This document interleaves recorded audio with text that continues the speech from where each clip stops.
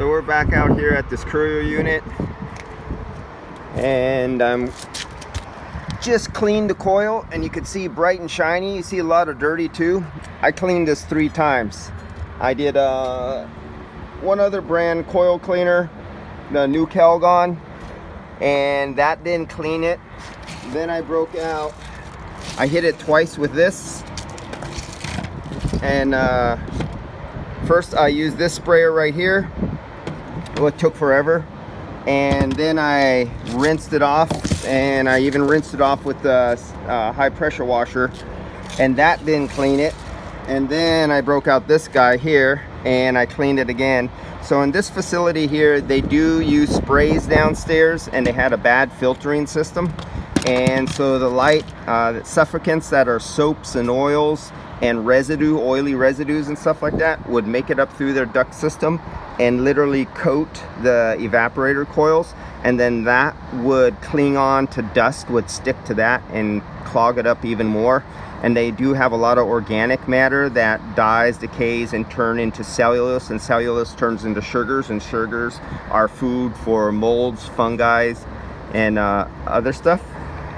So that's as clean gonna get there. If you could see the actual fins down inside. If you look inside, I got all the way, that was just like literally clogged. You could still see stuff in there, but that's 3 cleanings and a pressure washer. And I cleaned it all the way down there. I even got it all cleaned down inside there. I got everything cleaned out all the way down in the rail. That was a lot of work, and a lot of unnecessary hours due to poor filtering and allowing a lot of organic matter and a lot of their chemical sprays that have oils and soaps to clog up the evaporator. I also noticed there was a ton of shit in there. It wasn't draining right.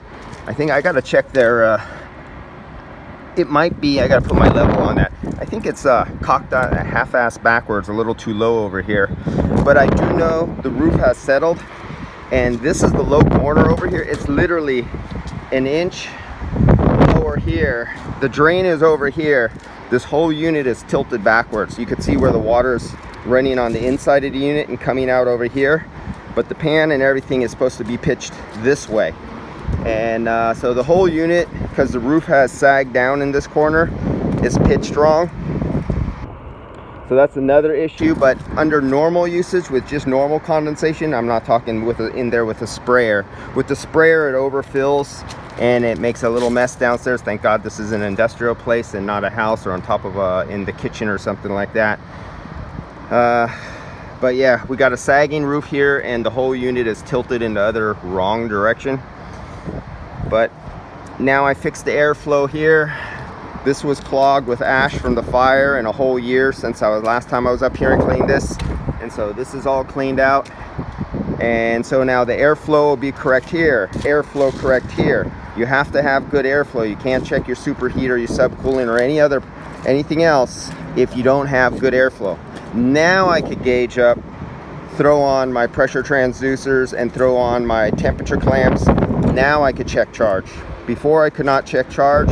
You would be checking what you would be checking. You would be checking a clogged condenser and a clogged evaporator, and you'd be getting the wrong readings, and you would be trying to adjust to the wrong readings. And if you remember, on this unit, the filters were pulled up into the openings, making the circumference, the whole square inch area of the filter, reduced down to a little tiny round hole. And they're the wrong size anyway, and the one was so severely kinked that it reduced a 18 or 20 inch opening round circle down to like a 9.5 inch oval. And so now that I know I've restored airflow, I could kick this unit on, wait for this to dry out, or pull all the water out of the coils and everything like that, and start taking measurements. All right guys, I'll see you later.